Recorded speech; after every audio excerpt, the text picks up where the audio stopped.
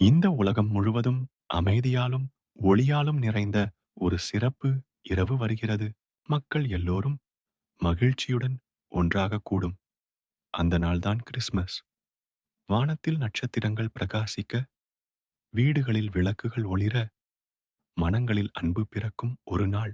அந்த இரவில் ஒரு சிறிய கிராமத்தில் அருண் என்ற ஒரு சிறுவன் வாழ்ந்து வந்தான்.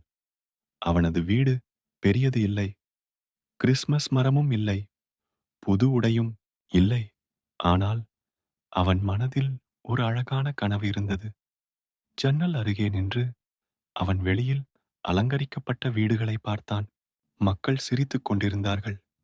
குழந்தைகள் சந்தோஷமாக விளையாடினார்கள்.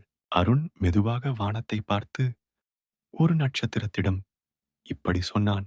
இந்த கிறிஸ்மஸில் எனக்கு எதுவும் வேண்டாம். எங்க அம்மா சிரிக்க வேண்டும். எங்க அப்பாவின் கவலை குறைய வேண்டும். அதுவே எனக்கு பெரிய பரிசு.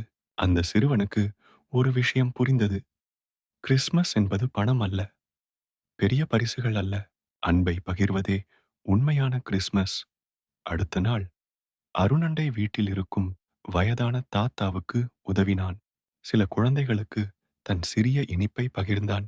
யாரிடமும் எதிர்பார்ப்பு இல்லாமல் மனமாற நல்லது செய்தான்.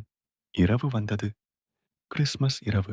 அருண் வீட்டுக்கு திரும்பி வந்தபோது அவனுக்கு ஒரு பெரிய அதிசயம் காத்திருந்தது. அவன் வீட்டின் முன் ஒரு சிறிய கிறிஸ்மஸ் மரம், சில இனிப்புகள், ஒரு சின்ன விளக்கு. அவன் கண்களில் கண்ணீர் வந்தது. ஆனால் அது சந்தோஷத்தின் கண்ணீர். அந்த நேரத்தில் அருண் புரிந்து கொண்டான். நாம் பிறருக்கு கொடுக்கும் அன்பு ஒரு நாள் நமக்கே திரும்பி வரும். அதுதான் இயேசு இந்த உலகத்திற்கு சொல்ல வந்த செய்தி. இந்த கிறிஸ்மஸில பெரிய பரிசுகள் தேவையில்லை. சிறிய உதவி போதும். சிறிய அன்பு போதும். ஒரு சிரிப்பு போதும். அன்பும் அமைதியும் மகிழ்ச்சியும் உங்கள் வாழ்க்கையை நிரப்பட்டும். இந்த கிறிஸ்மஸ் உங்கள் வாழ்க்கையில் ஒரு புதிய ஒளியை கொண்டு வரட்டும்.